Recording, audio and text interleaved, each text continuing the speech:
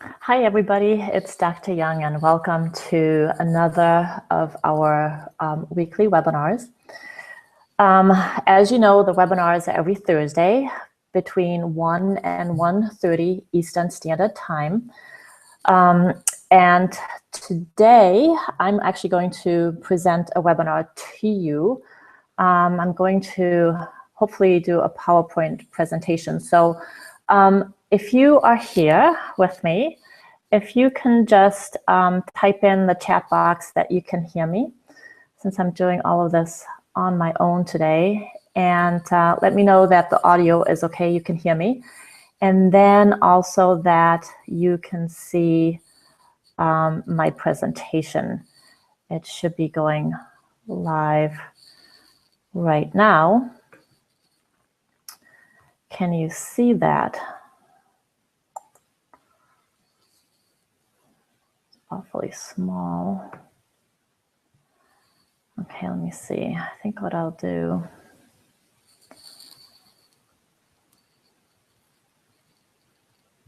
Ugh.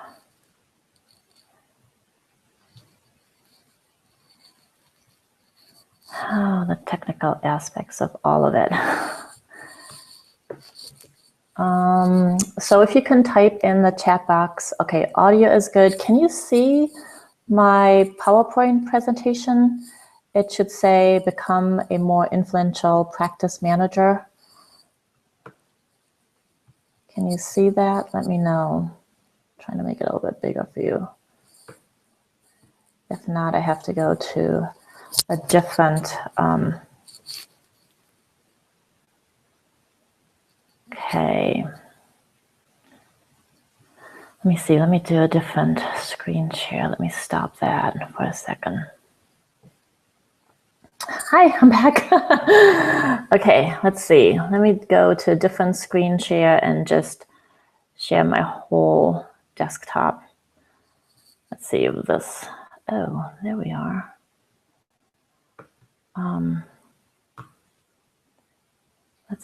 Let's do that.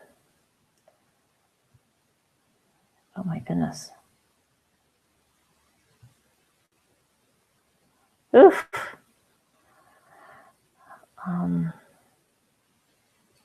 Okay, hang on. Working on the other stuff. Oh my goodness.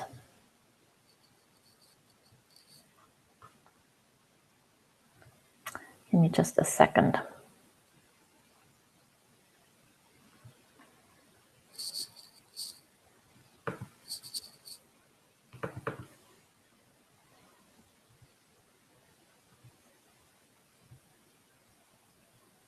Okay, let's make this bigger.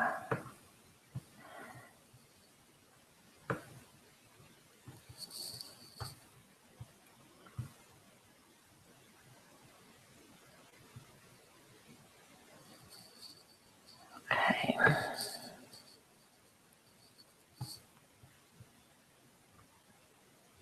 Give me a second. Still working on it. This is the problem when you're by yourself doing this. Okay, let me share my desktop. And then, oh my gosh.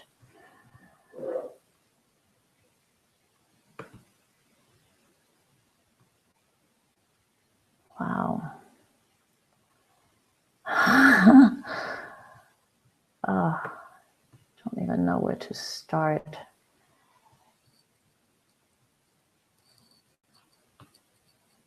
Okay, let me know if you can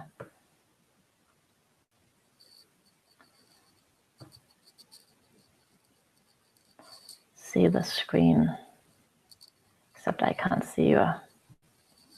Okay, let me know if you can see a screen basically behind the Google Hangouts, because I will get rid of this here in a second. So let me know if you can see the PowerPoint presentation in the background here, where my cursor is.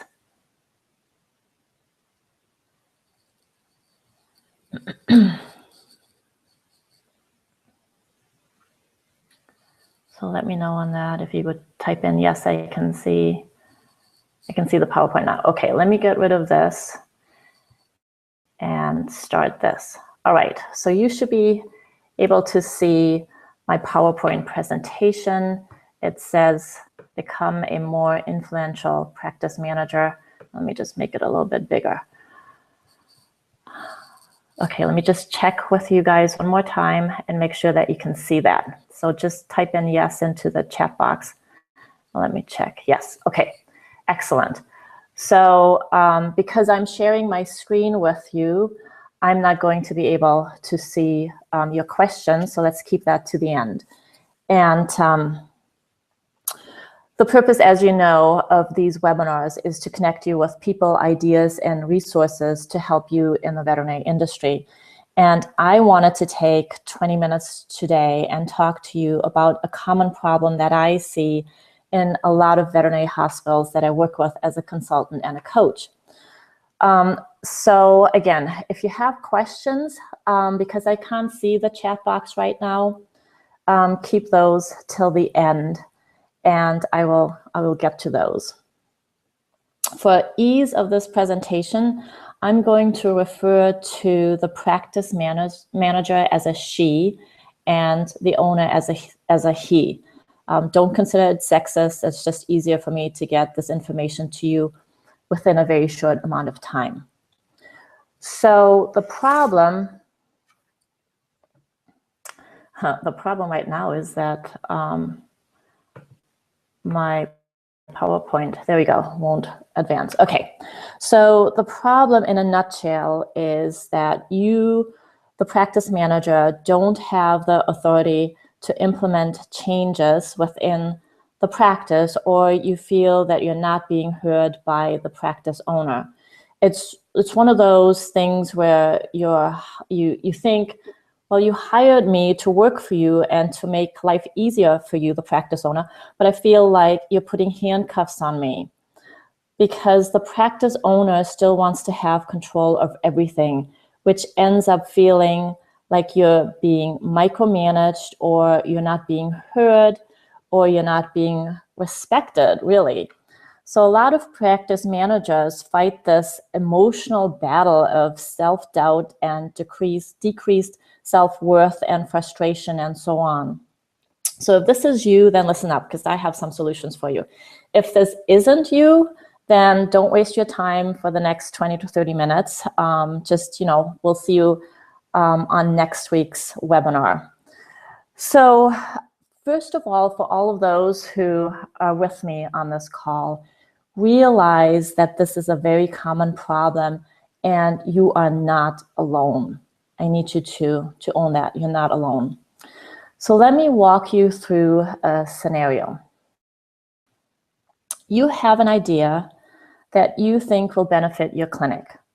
You've researched it, you have resources to back it up, you think it will be a time saver, and ultimately your clinic is going to profit from it.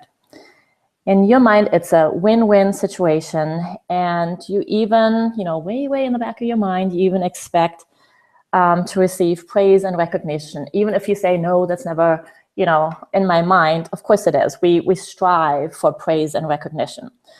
At least you want to get that comment, that great job, thank you, couldn't have done without you, that was really great. So you have this idea and you go to your boss. Well, actually, you try to go to your boss, but it feels more like you're chasing him around because he's busy, there's always something going on, he's in surgery, he's with clients, he's on the phone, he's talking to vendors, all of this stuff, and you just can't get a hold of him. So you may leave a note, you may leave an email, but you don't get a reply, or you don't even know that he's seen your notes or your emails. Basically, you're not getting any feedback. Finally, one day, now your idea is like, oh, is it still a great idea? But you're convinced that it is. So finally, one day you corner him in his office during lunch or in between phone calls or after hours or even while he's doing surgery. And you ask him about your idea and you get the, well, I'll think about it, or, I don't know yet, or well, we've done it this way for the last 20 years, so I'm not sure that I want to change anything right now. So this cartoon, which I hope that you can see, is a good example of what you get. This guy is saying your proposal is innovative. Unfortunately, we won't be able to use it because we've never tried something like this before. So that whole mentality, why should we do it now? It's worked great for the last 20 years, or whatever pushback you get some sort of pushback. And that, of course, makes you feel like this. You feel deflated, you feel devalued, you feel disappointed, and ultimately you feel lonely. So this whole scenario may happen a few times to you until you just finally say, why should I? He's not going to listen anyway. I don't feel like I have a say. I don't feel like I have the authority. I can't even get a hold of him to present my idea. This is a huge problem in the veterinary industry, and it happens to a lot of younger or newer practice managers. And it really grips at my heart. And I know it doesn't have to be like this. And I've come up with 6 simple steps that you can take to overcome this problem. And I want to share 3 of those with you today. Just know that I'm really passionate about this problem.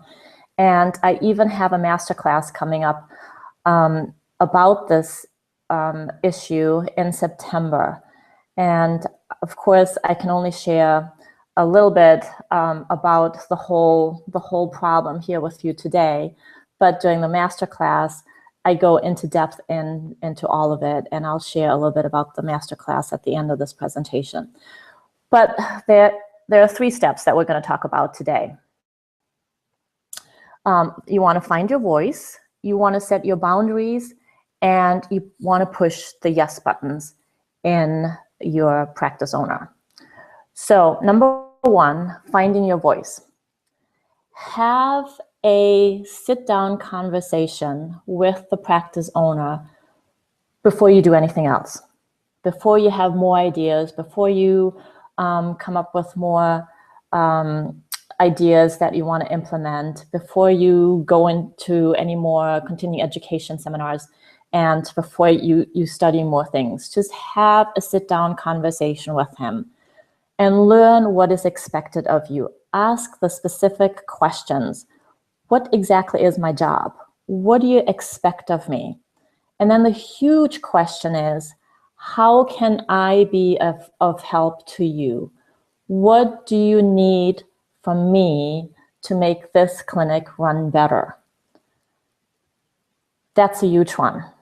And you don't want to take an answer that's vague. You want to really hone in on that question and get a specific answer from him. So what type of authority do you actually have? When do you need to ask for permission? And when can you move forward with the decision-making process without asking? You need to know that sooner than later. When you do have ideas that you think will benefit the clinic, how should you present them? What's a good format? Email, phone conversations, face-to-face? And when does that happen? What's a good time? Like really hone in on the consistency aspect of it, because in this, consistency is going to be your best friend. You want to know what day of the week, what time of the day is the best time for us to meet consistently. I would say meet once a week for 30 minutes. It shouldn't take any longer than that. Be that before the clinic opens, be that during lunch, although we know how that works during lunch. It's even difficult for you right now to put away those 30 minutes out of your day to listen to this presentation. So really discuss a specific time. Friday afternoons, those are bad because Friday afternoons you get a lot of emergencies in. Monday mornings or Mondays are just bad because you get all the overflow from the weekend in. So my idea is aim for a Tuesday, Wednesday, or Thursday and try to get together, just get together before the clinic opens. That's my suggestion for 20 to 30 minutes. When you have this overall conversation where you want to find your voice, take good notes and then put those notes in writing.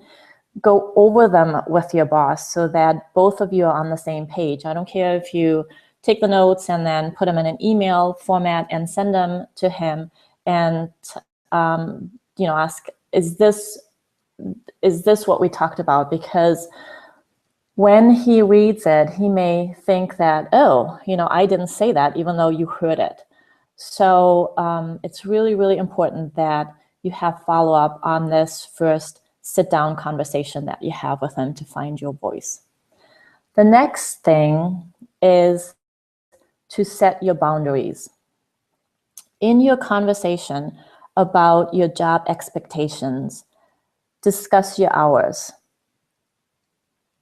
That includes your office hours and that includes your out of office hours, because I know that as a practice manager, you are going to take work home with you, even if it's just in your head, because you can't let it go, because that's what you think your job is, to make the practice owner's life easier. Well, set your boundaries. Discuss the unresolved issues. Are you expected to take that home with you and figure it out at home? And then how are you going to get compensated for that? Or if not, if he says, no, of course not, once you go home, that's it. I won't call you. Nobody's going to get in touch with you. That's great. But if not, if that's the case, you're not supposed to take stuff home with you, then how will you leave it at work? Be really, really specific. Some of the boundaries are within yourself. It's that conversation that you have to have with yourself. What do you need? And what do you want? And what are you willing to do for this job? This is a job, remember that.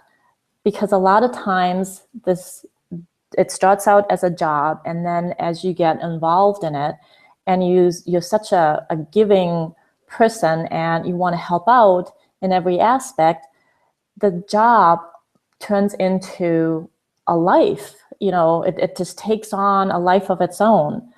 And I need you to think about that within yourself. And then also understand how you need to be compensated for your work. Obviously, when you've hired in, you were told your salary and you get a paycheck. That's great, but that's not enough to sustain you. Do you need praise and recognition? Of course you do. How do you need that? What does that look like for you? And how often? So even if the idea that you had, say, if that wasn't recognized, have that conversation and say to your practice owner, even if you don't like my ideas, I need you to acknowledge them, and I need you to say, I appreciate the time and effort that you've put into that. I'm just not ready for that right now. That is enough for me to go ahead and work on another idea, because you don't want to have, if you remember that picture from earlier where the lady was just leaning with her head against the wall, I always say, you don't want to bang your head against the wall. Okay, so you have to have that conversation, and you need to know within yourself what you need to be happy at work. It's really, really important. Then also know when you will ask for help and whom you will ask. My personal goal as a previous practice owner and associate vet and a part-time vet and a relief vet and now a consultant and coach, my personal goal, my life goal, my purpose is that every veterinary clinic has a coach on staff. I think that would be outstanding if that would happen. So, look into the coaching world a little bit. There are a lot of people out there who you can lean on in the veterinary world and outside of the veterinary world, because you will need that as a practice manager because your job is so all-encompassing. So then number 3, push the yes buttons. What do you have to do to push the yes buttons on your practice owner? So know when he has said yes in the past. Recognize when he says yes and what he says yes to. Not just to you, but also to the clients, to other staff members, other team members, to vendors. What's that personality that he says yes to? What is the question that he says yes to? What is the situation when he says yes? Is it more first thing in the morning when he says yes, or is it shortly after lunch? Really get specific about when does he say yes. Really start to know your practice owner. And when you know that, and I go into depth in this in the master classes, when you really start knowing your practice owner, when you observe those little idiosyncrasies, it just opens up a whole new world for you. And then also recognize when he says no. When do people get a pushback? And like I said, it's not just to you, but to other people. When is that pushback? Try not to go there. And then use different tactics. Don't do the same thing over and over expecting different results. This is a learning experience. Every time he says yes, realize why. And every time he says no, understand why and learn from that. Also learn about personalities and core values. Learn about different personalities and how they are motivated differently. That's a huge part of what I do in coaching. So your overall goal is to have a conversation, not just a conversation about finding your voice and setting your boundaries, but when you have that idea, you want to not be chasing your boss all around the clinic for days on end, but you want to have a specific time where you can just tell him about your idea or your ideas in a conversation style. When you're done presenting the idea and he says yes, seal it with a handshake. I know to a lot of you that sounds interesting or weird or unusual, but there's actually a psychological component to a handshake. So that was a lot of information in a very short amount of time, and I hope it was helpful. Let me just, because I can't see your questions yet, so let me just give you a little bit of information about the masterclass, and then I will get out of my PowerPoint presentation and get back to the Google Hangout, and I will be able to see your questions in the chat box. So, if you have questions, go ahead and put them in there. I'll get to them in just a couple of minutes. So the information about the masterclass, which is coming, I don't have the specific date yet, but I will get that out in a couple of weeks. So the purpose of the masterclass is to transform you into a more powerful, more influential, and more authoritative practice manager. To take your frustrations with your clinic owner, and you can apply this to other people in your life, but to take those people frustrations and turn them into fascinations. It's a 5-week class where we meet online once a week for training and follow-up Q&A sessions. There are simulations and worksheets as well as a private Facebook group where you can interact with me and also with other people in the group.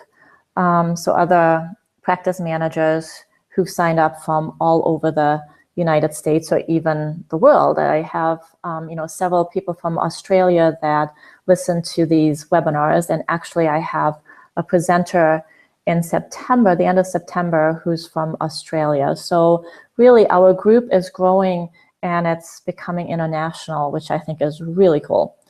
There are a private laser coaching session with me one-on-one per member who signs up. And like I said, I will send out the specifics, including the invitations for this masterclass in a couple of weeks. The cost of the program will be $397 per person. For those of you on the call today, the cost for the 5-week class is $197. And that's for those of you who are on the call today and who get in touch with me today. That means you email me today that you want in and you're ready to pay the $197. And to get in touch with me, you have my information, but in case you don't, it's hjung@dblcoaching.com. You can email me directly with that email address. You can get in touch with me through LinkedIn. You can reply to the invitations that you've been getting from me weekly. So there's a lot of different ways of getting in touch with me. But I love working with people who are go-getters, and so I wanted to offer you this exclusive offer of $197. I think you get, well, I know you get a lot of information and really great training over those 5 weeks for a very reasonable amount of money for the $197. I think actually $497 is still very cheap, but that is my offer for you. So let me get out of this and back to Google Hangout and see if I can. So the classes, you said where are the classes held? They're actually online. Let me stop presenting this. Okay, so the classes are held online. It's probably going to be either a Google Hangout, which I prefer because then I can, once I have figured out the presentation aspect of it, the PowerPoint presentation aspect of it, I can present the information to you that way. And if you go into the chat room in the what you see there on the right-hand side, if you click on Room, you'll see the attendees. There's 8, the admin is 1, and request. You can raise your hand and we can actually interact by talking. So I like my Google Hangouts because of that. I'm still new to it. I'm still, obviously, as you've just realized, I'm still trying to figure it out, but that's how the classes are going to be held. How long are the classes? The classes are 45 minutes long. That includes my training and the Q&A sessions afterwards. Then there's information for you, worksheets and all of that you can do afterwards. I know how difficult it is for you to take time out of your schedule to to get away for an hour or so. So I definitely want to keep it to 45 minutes. And it's going to be during lunchtime, again, around 1 o'clock. I think that's just the best way of going. Do I have a day and time set yet? So the time is going to be 1 o'clock Eastern Standard Time. So I've got 1 to 2 o'clock set aside. What I would like to do is actually do a survey and get input from you what day of the week would be best for you. So I haven't set the day of the week yet. I'm going to send out a survey to see what's best for those people that are interested. but there will be a recording, and you can listen to the recording whenever. And then the private Facebook page is where we have more Q&A sessions, and that, you can do that at night if you want to take that information home with you, or if you want to do it during the day at work, you can just log on to Facebook during your slow time or during your lunch hour. Any other questions? It's 1:30. Wow, I can't believe we got it all done in 30 minutes. Thank you very much for being on the call with me today. I really appreciate it. I just realized that my camera was off. So thank you very much for being on the call with me. And think about the offer. I think it's an excellent offer. I'm really excited to be teaching the class. And let me know what you think. If you do have a preferred day of the week, we can even do it Saturdays if that's something that people want to do. Sundays are mine. I won't share those with you, but we could do it Saturdays. So if you already know what would be a good day and time for you, just email it to me if you're interested in the class, and I will take it from there. So that's it for today. Thank you again for joining me. I will see you again next week, next Thursday between 1 and 1:30 Eastern Standard Time, and I will send out the recording for you shortly.